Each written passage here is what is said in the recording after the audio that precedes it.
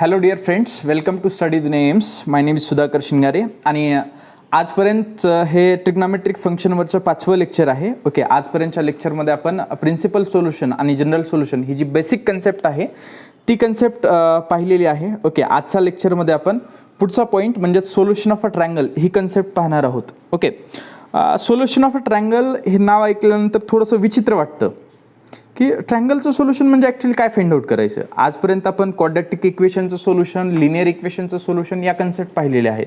मग solution of a triangle या कन्सेप्टच्या under कुठल्या गोष्टी येत असतील. ओके, तर सोल्युशन ऑफ अ ट्रायंगल ही जी कन्सेप्ट आहे ट्रिग्नॉमेट्रिक फंक्शनमध्ये, याच्यामध्ये बेसिकली 4 ते 5 पॉईंट कव्हर होतात. ओके, म्हणजे एखाद्या ट्रायंगलशी रिलेटेड जे पण पॅरामीटर्स असतात, ट्रायंगलशी रिलेटेड काय असतं, ट्रायंगलशी रिलेटेड साईड्स असतात, ट्रायंगलशी रिलेटेड अँगल्स असतात, ट्रायंगलशी रिलेटेड एरिया असतो, ट्रायंगलशी रिलेटेड त्याची पेरिमीटर असू शकते किंवा सर्कमफरन्स असू शकतो. ठीक आहे, पेरिमीटर्स ट्रायंगलच्या बाबतीत पेरिमीटर्स म्हणतात. ठीक आहे, तर हे सगळे फॅक्टर्स जे आहेत, पॅरामीटर्स जे आहेत, ते आपल्याला एखाद्या ट्रायंगलचे कॅल्क्युलेट करायचे आहेत by using solution of triangle and trigonometric फंक्शनचं लॉजिक यूज करून. ओके, या 2 कन्सेप्ट यूज करून आपल्याला ते सर्व पॅरामीटर्स फाइंड आउट करायचे आहेत. मग हे सोल्युशन ऑफ अ ट्रायंगल ही जी कन्सेप्ट आहे याच्यामध्ये फर्स्ट पॉईंट जो आहे सोल्युशन ऑफ अ ट्रायंगल या कन्सेप्टमध्ये, तो फर्स्ट पॉईंट आहे polar coordinates. Okay, first point लिहितो मी इथं, पोलार कोऑर्डिनेट्स आणि कार्टेशियन कोऑर्डिनेट्स. ओके, तर फर्स्ट पॉईंट आहे पोलार कोऑर्डिनेट्स. पोलार कोऑर्डिनेट्समध्ये ओके, आजपर्यंत आपण तुम्ही हा फिजिक्समध्ये वगैरे वर्ड ऐकला असेल, पोलार कोऑर्डिनेट्स. ठीक आहे, कार्टेशियन कोऑर्डिनेट्स जे पण स्टुडंट 12thला येतात त्यांना कार्टेशियन कोऑर्डिनेट्स माहिती असतात की एक्स आणि वायच्या फॉर्ममध्ये जे कोऑर्डिनेट्स असतात किंवा 3D मध्ये जर म्हटलात तर XYZच्या फॉर्ममध्ये जे कोऑर्डिनेट्स असतात त्यांना कार्टेशियन कोऑर्डिनेट्स म्हणतात. ओके, आता पोलार कोऑर्डिनेट्स म्हणजे काय आहे, पण त्याच्या अगोदर आपल्याला एक गोष्ट लक्षात येणं गरजेचं आहे की कुठल्याही सिस्टीममध्ये कोऑर्डिनेट्स कशासाठी यूज करतात की एखाद्या पॉईंटची पोझिशन किंवा लोकेशन डिनोट करण्यासाठी कोऑर्डिनेट्स यूज करतो. ओके, म्हणजे सपोज आता पोलार कोऑर्डिनेट्समध्ये एखादा पॉईंट आहे. ठीक आहे, एक P हा पॉईंट आहे ज्याचे कोऑर्डिनेट्स पोलार कोऑर्डिनेट्समध्ये P या पॉईंटचे कोऑर्डिनेट्स r, या सिम्बॉलनं डिनोट करतात. ओके, हे नोटेशन आहेत P या पॉईंटचे. मग या P या पॉईंटची काहीतरी पोझिशन आहे. आता ती पोझिशन डिनोट करण्यासाठी एक रेफरन्स कोऑर्डिनेट सिस्टीम असली पाहिजे. ओके, तर याच्यासाठी P या पॉईंटचं एका पर्टिक्युलर O या पॉईंटपासनं जे डिस्टन्स आहे, आता हे OP. ओके, ओपासनं P पॉईंटपर्यंतचं डिस्टन्स जे आहे ते आरनं डिनोट करूयात. ठीक आहे, आणि या OPनं सपोज जर हा एक्स ॲक्सिस कन्सिडर केला आपण, हा एक्स ॲक्सिस. ओके, या एक्स ॲक्सिससोबत तयार केलेला angle, the angle made by line OP with x axis हा थिटा आहे असं कन्सिडर करा. ठीक आहे, मग हा जर अँगल थिटा असेल आणि हे जर डिस्टन्स आर असेल, ठीक आहे, तर तुम्हाला या P या पॉईंटनं हॉरिझॉन्टल सोबत तयार केलेला अँगल माहिती आहे थिटा, P या पॉईंटचं डिस्टन्स माहिती आहे ओरिजिनपासून आर. तर P या पॉईंटचं पोझिशन सांगू शकता ना आपण. सपोज मी असं म्हणत असेल की P हा पॉईंट हॉरिझॉन्टल ॲक्सिससोबत 45 डिग्री अँगल तयार करतो आणि तो ओरिजिनपासून 5 सेंटीमीटर डिस्टन्सवर आहे. तर 45 डिग्रीची तुम्ही एक लाईन ड्रॉ करू शकता आणि त्याच्यावर 5 सेंटीमीटर डिस्टन्स जर घेतलं तर काय भेटेल तुम्हाला, P या पॉईंटचं लोकेशन भेटेल. म्हणजे ज्या वेळेस तुम्हाला एखाद्या पॉईंटचं डिस्टन्स माहीत असतं आणि त्या पॉईंटचं एक्स ॲक्सिस सोबतचं इन्क्लिनेशन माहीत असतं, त्यावेळेस तुम्हाला त्या पॉईंटचं काय फाइंड आउट करता येते, लोकेशन फाइंड आउट करता येतं किंवा पोझिशन फाइंड आउट करता येते. ओके, मग जे पॉईंट्स r, या फॉर्ममध्ये रिप्रेझेंट करतात त्यांना पोलार कोऑर्डिनेट्स म्हणतात. आपण XY कोऑर्डिनेट सिस्टीममध्ये जे पॉईंट्स आहेत ते आपण x, y कोऑर्डिनेट्सच्या फॉर्ममध्ये रिप्रेझेंट करत असतो. जर कोऑर्डिनेट्स r, या फॉर्ममध्ये जर रिप्रेझेंट करत असाल तर त्याला म्हणतात पोलार कोऑर्डिनेट्स. ओके, मग आता याच्यामध्ये ही कन्सेप्ट पण पोलार कोऑर्डिनेट्स आणि कार्टेशियन कोऑर्डिनेट्स ही कन्सेप्ट पण एखाद्या पॉईंटची पोझिशन किंवा लोकेशन डिनोट करण्यासाठीच यूज करतात. करेक्ट आहे. आणि आपलं कार्टेशियन कोऑर्डिनेट सिस्टीम पण कशासाठी यूज करतात, सेम कंडिशनसाठी यूज करतात. एखाद्या पॉईंटचं पोझिशन किंवा लोकेशन डिनोट करण्यासाठी कार्टेशियन कोऑर्डिनेट सिस्टीम यूज करतो. मग ज्या वेळेस एक क्वांटिटी असेल आणि 2 पॅरामीटर असतील तर त्यावेळेस त्यांच्यामध्ये रिलेशन असतंच. ओके, म्हणजे फॉर एक्झाम्पल जर फिजिकल क्वांटिटी एखादी दुसरी क्वांटिटी घेतली, लेट्स से सेंटीमीटर आहे आणि मीटर आहे. ओके, एकच क्वांटिटी आहे length can be measured in metre, length can be measured in centimetre, पण मीटर आणि सेंटीमीटरमध्ये रिलेशन आहेच ना, 100 centimetre is equal to 1 metre असतं, करेक्ट आहे. मग सेम कन्सेप्ट इथं आहे, म्हणजे तो याच्यामधला महत्त्वाचा पॉईंट आहे relation between. Okay, second point जो आहे याच्यामध्ये relation between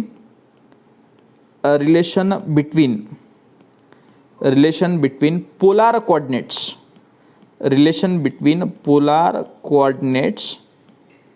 and Cartesian coordinates.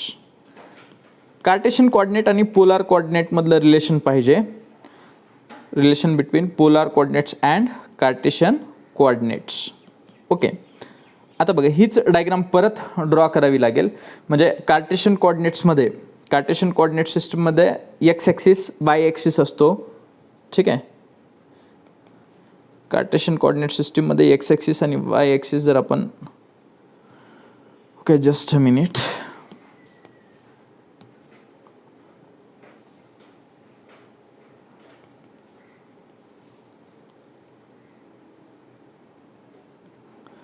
ठीक आहे. हा एक्स ॲक्सिस आहे, हा वाय ॲक्सिस आहे. इन जनरलमध्ये बघा, इन जनरलमध्ये ज्यावेळेस एखादा आपण पॉईंट पी घेतो, ठीक आहे, पी हा पॉईंट जर आपण या कोऑर्डिनेट सिस्टीममध्ये घेतला पी पॉईंट, तर इन जनरलमध्ये पी या पॉईंटचे दोन कोऑर्डिनेट्स असतात. पी या पॉईंटचे कोऑर्डिनेट्स काय असतात, एक्स कॉमा वाय. एक्स म्हणजे काय असतं, एक्स म्हणजे काय असतं, त्या पॉईंटचं एक्स ॲक्सिसवरचं डिस्टन्स. ओके, त्या पॉईंटचं एक्स ॲक्सिसवरचं डिस्टन्स म्हणजे एक्स कोऑर्डिनेट असतो, आणि त्या पॉईंटचं वाय ॲक्सिसवरचं डिस्टन्स म्हणजे काय असतो, वाय कोऑर्डिनेट असतो, करेक्ट आहे. ओके, आता या पी या पॉईंटचे कोऑर्डिनेट्स आपण एक्स कॉमा वाय घेतलेत, या कोऑर्डिनेट्सला काय म्हणतात, या कोऑर्डिनेट्सला म्हणतात Cartesian coordinates. Okay, x Y सिस्टीममध्ये जे पण कोऑर्डिनेट्स आपण रिप्रेझेंट करतो त्यांना कार्टेशियन कोऑर्डिनेट्स म्हणतात. ओके, मग आता या पी या पॉईंटचं ओरिजिनपासून काहीतरी डिस्टन्स असेल, करेक्ट आहे, ओपी. हे ओपी डिस्टन्स आपण आर कन्सिडर करू. ओके, ओपी डिस्टन्स काय कन्सिडर केलं, आर. आणि ओपीनं एक्स ॲक्सिस सोबत तयार केलेला अँगल जो आहे तो आपण कन्सिडर केला थिटा. ओके, मग याच्यामध्ये मला असं लिहिता येईल का सांगा, जर हा एक्स कोऑर्डिनेट जो आहे हा जर अँगल थिटा असेल, ॲज याला ओ ए पी म्हणा, in triangle O A P. Okay, triangle O A पीमध्ये sine theta is equal to काय होईल, sine theta is equal to opposite side is A P is what, A P is Y. Okay, Y divided by hypotenuse is R, and cos थिटाची value काय येणार आहे बघा, cos theta is equal to काय येईल, cos theta is equal to येईल adjacent side x divide by hypotenuse is r. Okay, म्हणजे याच्यावरनं काय होईल, that is y is equal to, तुम्हाला लिहिता येईल y is equal to r sine theta, correct आहे. वाय इज इक्वल टू काय येणार, r sine theta, and x is equal to काय होईल, एक्स इज इक्वल टू होईल आर कॉस थिटा, करेक्ट आहे. Y is equal to r sine theta and x is equal to r cos theta, correct आहे.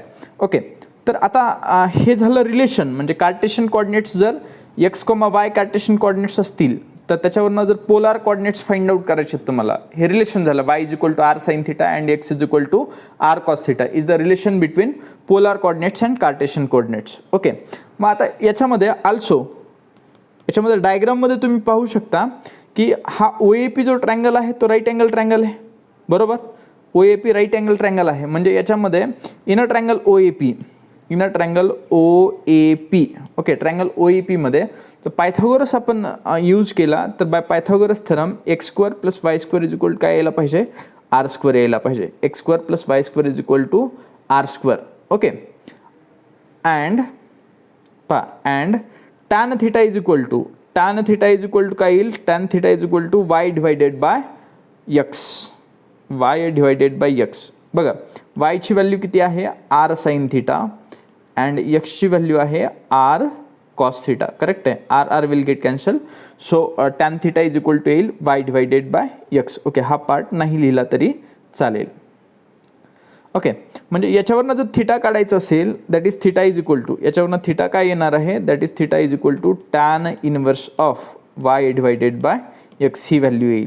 Okay, म्हणजे सांगायचा point काय आहे इथं, याच्यामध्ये जर तुम्हाला कार्टेशियन कोऑर्डिनेट्स माहीत असतील म्हणजे x, yच्या व्हॅल्यू जर माहीत असतील तर तुम्हाला r आणि थीटा फाइंड आउट करता आलं पाहिजे.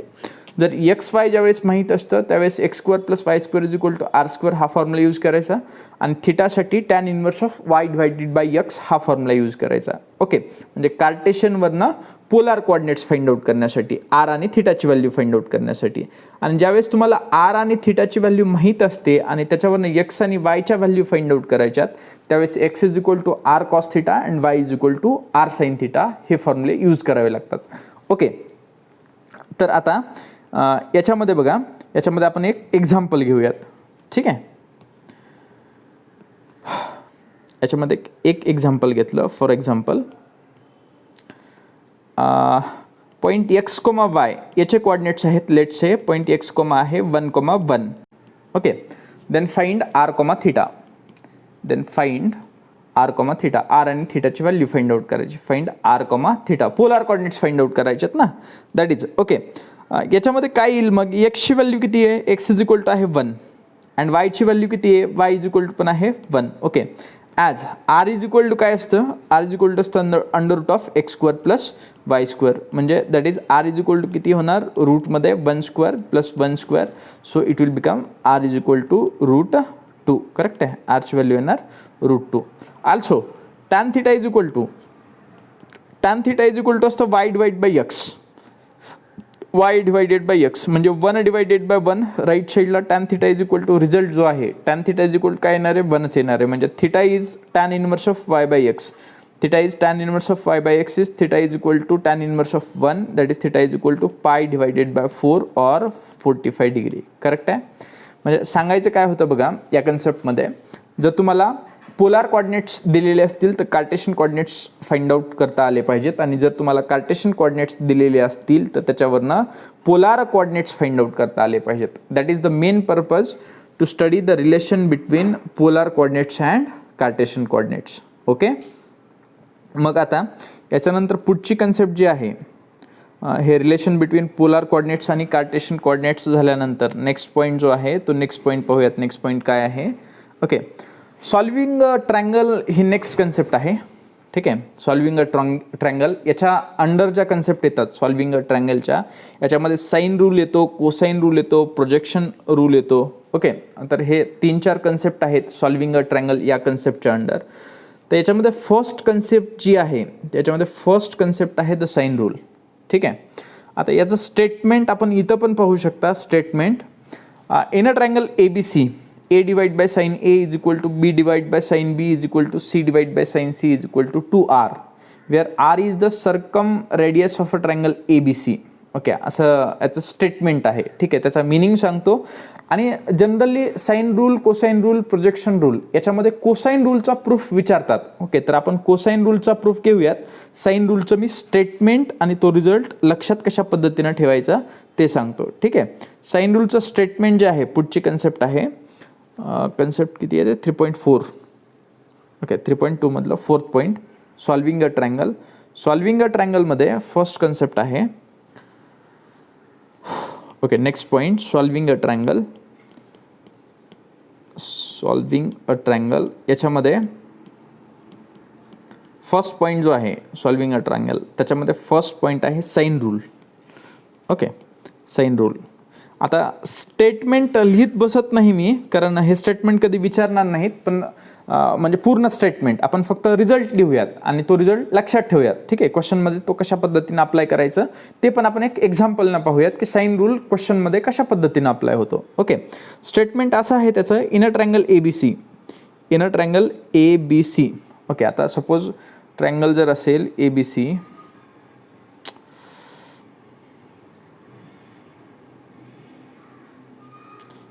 In a triangle ABC.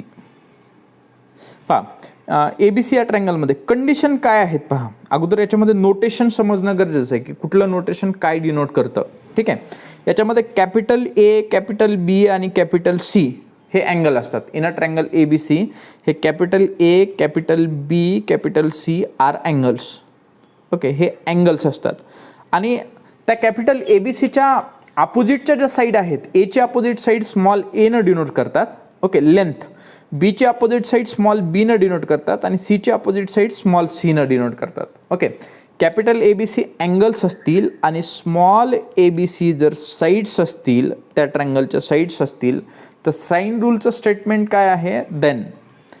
Then sign रूलचं स्टेटमेंट काय आहे? ए डिवायडेड बाय साइन ए असेल. A divided by sine A divided by sine of its angle is equal to B divided by sine of its angle sine B is equal to C divided by sine of its angle sine C is equal to येतं twice of R, किंवा याला के न पण denote करतात, where R is said to be circumradius. Circumradius म्हणजे काय? हे इथं टेक्स्टबुकमध्ये त्यांनी डायग्राम घेऊन आहे बघा, खूप छान सुंदर अशा पद्धतीने ती डायग्राम घेऊन आहे टेक्स्टबुकमध्ये सर्कम रेडियससाठी. पहा, हा पॉईंट जो आहे तो सर्कम रेडियसचा पॉईंट आहे.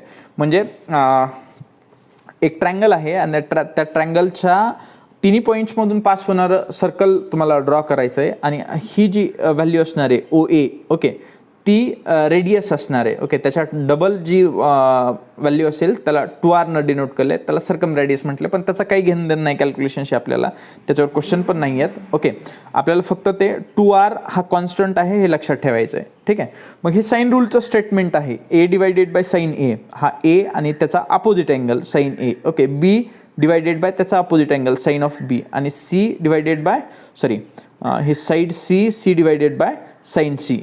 ओके, इज इक्वल टू काय येतं? इज इक्वल टू येतं 2r. हे स्टेटमेंट आहे. कशाचं स्टेटमेंट आहे? हे साइन रूलचं स्टेटमेंट आहे. ओके, आता हे याचं ॲप्लिकेशन याला तुम्ही असं पण लिहू शकता. म्हणजे हे एवढं स्टेटमेंट झाल्यानंतर A by sine A, B by sine B, C by sine C is equal to 2r. Okay, मग हे A is equal to that is, याला असं पण लिहिता येईल, A is equal to sine A into 2r, sine A into 2r. Okay, असं पण लिहिता येतं. बी इज इक्वल टू लिहिता येतं sine B into 2r. Okay, c is equal to लिहिता येईल sign C into 2r. Correct आहे. अशा फॉर्ममध्ये पण याला तुम्ही लिहू शकता, कारण याच्याबरोबर पृथ्वीचे काही एक्झाम्पल आहेत, त्यावेळेस साइन रूल यूज करावा लागतो आणि त्यावेळेस स्मॉल ए बी सी जे आहेत ते स्मॉल ए बी सी या टर्म्सनं तुम्हाला रिप्लेस करावे लागू शकतात. ठीक आहे, तर आपण हा साइन रूलच्या ॲप्लिकेशनवर एक क्वेश्चन पाहूयात, म्हणजे साइन रूल कशा पद्धतीनं अप्लाय करतात त्याच्यावर. पहा, टेक्स्टबुकमधलंच आपण एक शॉर्ट एक्झाम्पल घेऊयात. ओके, कारण बोर्डच्या बऱ्याच एक्झाममध्ये टेक्स्टबुकमधले पण short example as it is विचारले जातात. ठीक आहे, हे आपण एक एक्झाम्पल घेऊयात. In a triangle A B C पहा, एची व्हॅल्यू आहे 2, ए इज इक्वल टू आहे 2, बीची व्हॅल्यू जी आहे बी इज इक्वल टू आहे 3, B is equal to 3, and sine एची व्हॅल्यू आहे 2/3, sine A is equal to 2 divided by 3. Okay, then find angle बीची व्हॅल्यू फाइंड आउट करायची आहे. पहा, ठीक आहे, ए इज इक्वल टू 2 आहे, b is equal to 3, sine एची value 2 divided by 3, then B is equal to what. Okay, बीची value find out करायची आहे. पहा, काय करता येईल आता? साइन रूलचं स्टेटमेंट काय असतं? साइन रूलचं स्टेटमेंट काय आहे? ए divided by sine A is equal to B divided by sine B is equal to C divided by sine C is equal to 2r. हे साइन रूलचं स्टेटमेंट आहे. ठीक आहे, पण आपल्याला काय पाहिजे? आपल्याला ए आणि बी या दोन व्हॅल्यू दिलेल्या आहेत, साइन एची पण व्हॅल्यू दिलेली आहे, बीची व्हॅल्यू काढायची आहे. तर हे this ratio A divide by sine A is equal to B divide by sine B is equal to C divide by sine C आहे. करेक्ट आहे, म्हणजे आपल्याला फक्त हा रेशो पण खाली घेता येतो. ओके, म्हणजे A divided by sine A is equal to B divided by sine B असं घेता येतं. ओके, हे पुढचे दोन स्टेटमेंट घ्यावेच असं काही नाही. हे दोन रेशो इक्वल आहेत ना, ते दोन रेशो कॅल्क्युलेशनसाठी तुम्ही खाली घेऊ शकता. A divide by sine A is equal to B divide by sine B. आता एची व्हॅल्यू किती आहे? एची व्हॅल्यू आहे 2, एची व्हॅल्यू 2 आहे. साइन एची व्हॅल्यू किती आहे? साइन ए आहे 2 divided by 3 is equal to बीची व्हॅल्यू जी आहे, बीची व्हॅल्यू आहे 3 आणि 3 डिवायडेड बाय साइन बी हे ॲज इट इज राहील. करेक्ट आहे. आता हे 2 कॅन्सल होईल, हे 3 जे आहे ते वर जाईल, 3 is equal to 3 divided by sine B. Again या 3च्या खाली काहीच नाही, म्हणजे 3च्या खाली काय असणार आहे? 1 असणार आहे. क्रॉस मल्टिप्लिकेशन करा, म्हणजे sine 3 will get cancel. Sine B is equal to येईल 1, sine B is equal to 1. Therefore B is equal to किती येणार आहे? बी इज इक्वल टू येईल π/2 और बीची व्हॅल्यू येईल 90 डिग्री. करेक्ट आहे. ओके, म्हणजे साईन रूल किंवा कोसाईन रूल हे जे आहेत सोल्युशन ऑफ ट्रायंगलमध्ये जेवढ्या पण कन्सेप्ट आहेत ते सर्व कन्सेप्ट कशासाठी यूज करतात, काही तुम्हाला साईडच्या लेंथ गिव्हन असतील, काही अँगल्स गिव्हन असतील, ओके, काही इन्फॉर्मेशन गिव्हन असेल आणि त्या इन्फॉर्मेशनवरनं दिलेल्या गिव्हन इन्फॉर्मेशनवरनं तुम्हाला रिमेनिंग अँगल्स आणि रिमेनिंग साईड्स फाइंड आउट करायच्यात, याच्यासाठी आपण साईन रूल आणि कोसाईन रूल या गोष्टी यूज करतो. ठीक आहे. आता याच्यानंतर पुढचं स्टेटमेंट जे आहे, पुढची कन्सेप्ट जे आहे साईन रूल नंतर, त्याच्यानंतर पुढची कन्सेप्ट जी आहे ती कोसाईन रूलची कन्सेप्ट आहे. पण कोसाईन रूलमध्ये पहा, कोसाईन रूलमध्ये बऱ्याच वेळेस हा प्रूफ ॲज इट इज विचारतात. ठीक आहे, तर कोसाईन रूलचा प्रूफ इम्पॉर्टंट आहे. आजच्या लेक्चरमध्ये हा आपण कोसाईन रूलचा प्रूफ एक पाहणार आहोत, कारण 3 किंवा 4 मार्कासाठी कोसाईन रूलचा प्रूफ विचारतात. ओके, स्टेटमेंट एक वेळेस दाखवतो तुम्हाला, नंतर मी लिहितो स्टेटमेंट काय आहे. पहा, बुकमध्ये तुम्ही ॲज इट इज पाहू शकता की स्टेटमेंट आहे the cosine rule in a triangle ABC. आता याच्यामध्ये इनर ट्रायंगल ABC ज्या वेळेस म्हणतील ना त्यावेळेस स्मॉल ABC ह्या साईड्स असतात, कॅपिटल ABC हे अँगल्स असतात, माइंडमध्ये फिट करायचं. ठीक आहे, small ABC side, capital ABC angles. Okay, in a triangle ABC पहिलं स्टेटमेंट आहे A² is equal to B² plus C² minus 2BC cos A. डोक्याच्या वरून जातं जे स्टुडंट फर्स्ट टाइम हे ऐकतात ते. ठीक आहे, B² is equal to C² plus A² minus 2AC cos B आणि C² is equal to A² plus B² minus 2AB cos C. आता हे कोसाईन रूलचे स्टेटमेंट आहेत. ओके, आपल्याला याच्यापैकी कुठलंही एक स्टेटमेंट प्रूव्ह करावे लागेल आणि त्याच्यावरनं बाकीचे 2 स्टेटमेंट येतात असं तुम्ही सिमिलरली म्हणू शकता. ठीक आहे, एक्झाममध्ये पण कुठलं तरी एक स्टेटमेंट विचारतात 3 मार्कासाठी. ठीक आहे, मग आपण कोसाईन रूलचं स्टेटमेंट पाहूयात. स्क्रीन परत छोटी करतो. ओके, पुढची कन्सेप्ट जी आहे, पुढचा पॉईंट जो आहे तो पुढचा पॉईंट आहे कोसाईन रूल. कोसाईन रूल आता हा पार्ट असाच आहे, म्हणजे याला तुम्ही मॅथमॅटिक्सला भावना नसतात म्हणू शकता. ठीक आहे, मग याच्यावरनं कुठून काय कसं क्रिएट करणार. ठीक आहे तर आहे, जो कंटेंट आहे तोच तुम्हाला लक्षात ठेवणं आहे. कोसाईन रूल ॲप्लिकेशनमध्ये जायचं असेल तर तसे बरेच ॲप्लिकेशन आहेत याचे. ओके, पण आत्ताच तुम्हाला समजणार नाही, सर्व कंटेंट पाहिल्यानंतर हे कोसाईन रूलचे ॲप्लिकेशन पण समजतात. ठीक आहे, तर कोसाईन रूलचं एक स्टेटमेंट आपण प्रूव्ह करूयात. इनर ट्रायंगल ABC पहा, inner triangle ABC, inner triangle ABC. Okay, पहिलं स्टेटमेंट प्रूव्ह करूयात. सिमिलरली दुसरे 2 त्याच्यावरनं आपल्याला प्रूव्ह होतात असं म्हणता येईल. ठीक आहे, इनर ट्रायंगल ABC काय आहे फर्स्ट स्टेटमेंट? फर्स्ट स्टेटमेंट आहे A² is equal to B² plus C² B² plus C² minus 2BC cos A 2BC cos A. Okay, हे स्टेटमेंट आपल्याला प्रूव्ह करायचं आहे. ठीक आहे, इनर ट्रायंगल ABC म्हटलं आहे प्रूफ. आता हे एक्झामला विचारतात तर प्रूफ थोडंसं व्यवस्थित लिहिणं एक्सपेक्टेड असतं. डायग्राम पण काढणं गरजेचं आहे याच्यामध्ये. पहा डायग्राम कशी येणार आहे.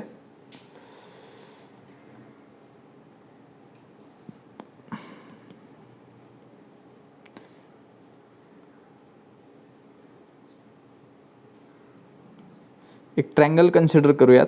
दिस is X axis and this is Y axis. Okay, हा जो पॉईंट आपण O कन्सिडर केला. ओके, पण टेक्स्टबुकमधल्या डायग्राममध्ये तो A कन्सिडर केला आहे, मग Aच कन्सिडर करतो. A आहे 0,0. ठीक आहे,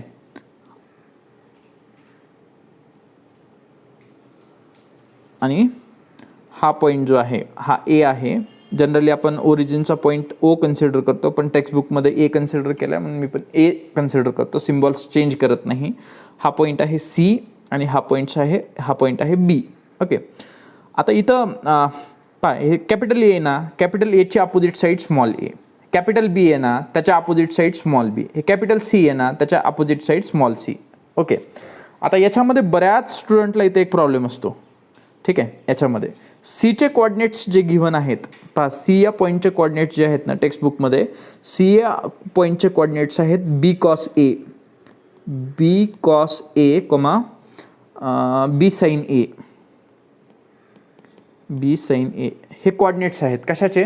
सी या पॉईंटचे. हे समजतच नाही की सी या पॉईंटचे coordinates b cos A comma b sine A कसे आले. ठीक आहे, हे ठीक आहे बाबा. A B distance small c consider केलं, सी बी ए आहे किंवा ए सी बी आहे, हे डिस्टन्सेसमध्ये काही प्रॉब्लेम नाही.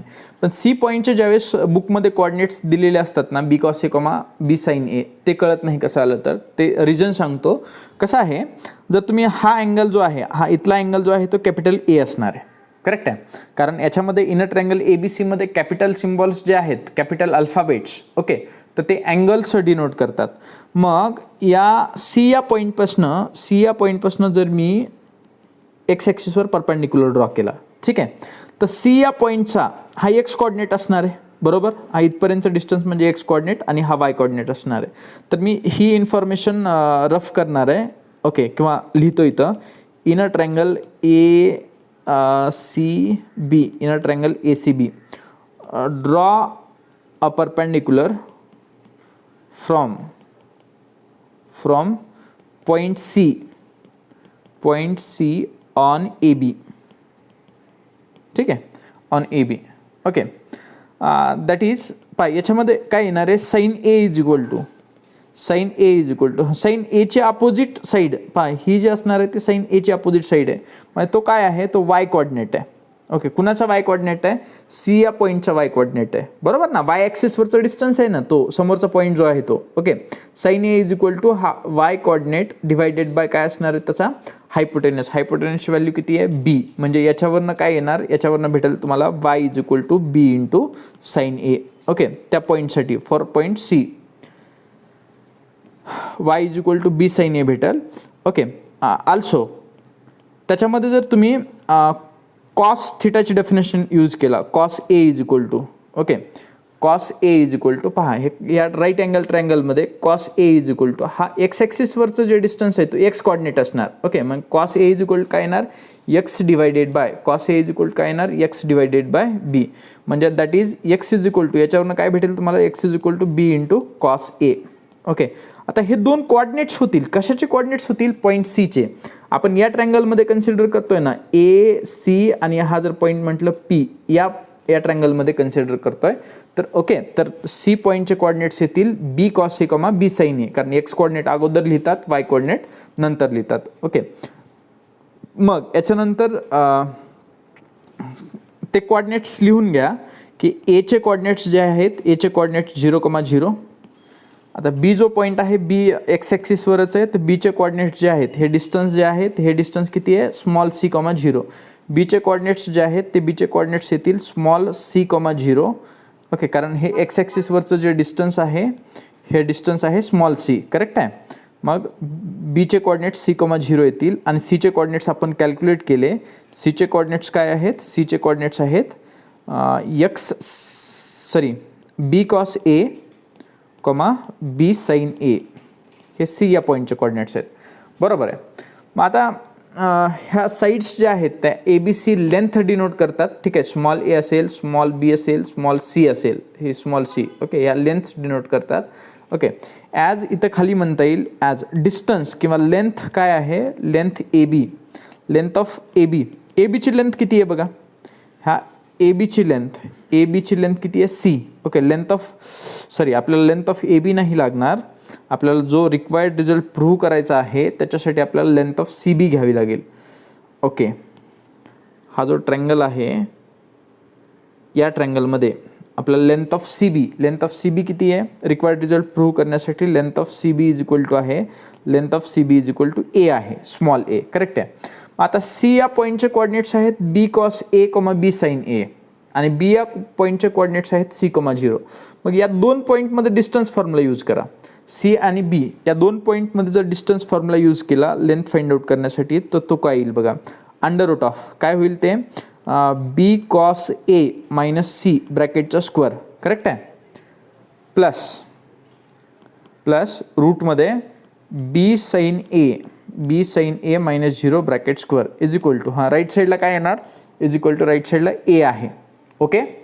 तर याच्यामध्ये आता squaring on both the sides, दोन्ही साईडचा जर स्क्वेअर केला, squaring on both the sides,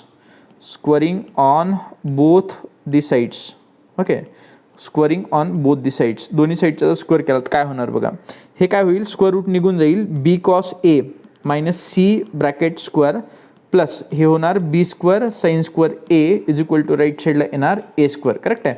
मग याला एक्सपांड करूयात आपण. याला जर एक्सपांड केलं तर याला एक्सपान्शनमध्ये काय होणार आहे, B square cos square A, ठीक आहे, मायनस 2bc कॉस ए, ठीक आहे, plus C square plus B square sine square A. Okay, expansion आहे is equal to A square आहे. आता बघा, हे B square cos square A plus B square sine square A, B square common cos square A plus sine square A 1 होईल. Okay, नाही लिहिलं तर चालेल. हे B square plus C square हे minus 2bc cos A, minus 2bc cos A is equal to येईल A square. Okay, जे आपल्याला दाखवायचं होतं, दॅट इज हाच रिझल्ट दाखवायचा होता ना आपल्याला. काय दाखवायचं होतं, a square is equal to b square plus C square minus 2bc into cos A. Okay, हा रिझल्ट आपल्याला दाखवायचा होता. This is the statement of cosine rule. पहा, a square is equal to b square plus C square minus 2bc cos A हे cosine रूलचं statement आहे. ठीक आहे, a square is equal to b square plus C square minus 2bc cos A. आता similarly याच्यावर आणखीन दोन statement आहेत.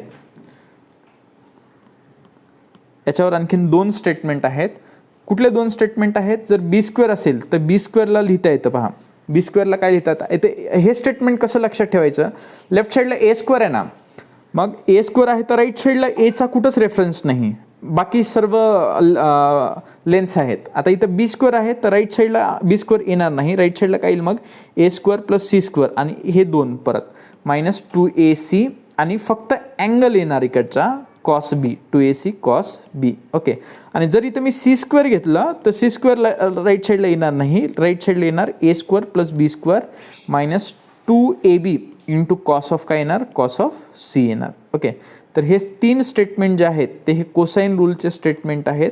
खूप जास्त इम्पॉर्टंट आहेत स्टेटमेंट. एक्झामला आपण ॲज इट इज हे स्टेटमेंट विचारू शकतात.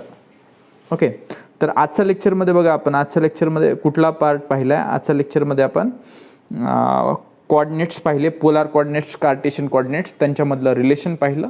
नंतर साइन रूलचं स्टेटमेंट पाहिलं, a divide by sine A is equal to B divide by sine B is equal to C divide by sine C is equal to 2r, आणि cosine रूलचं statement पाहिलं. ठीक आहे, मग याच्यानंतर पुढचा पार्ट जो आहे, पुढचा पार्ट ओके कंटिन्युएशनमध्ये, तो पार्ट आपण नेक्स्ट लेक्चरमध्ये पाहूयात. Okay, thank you.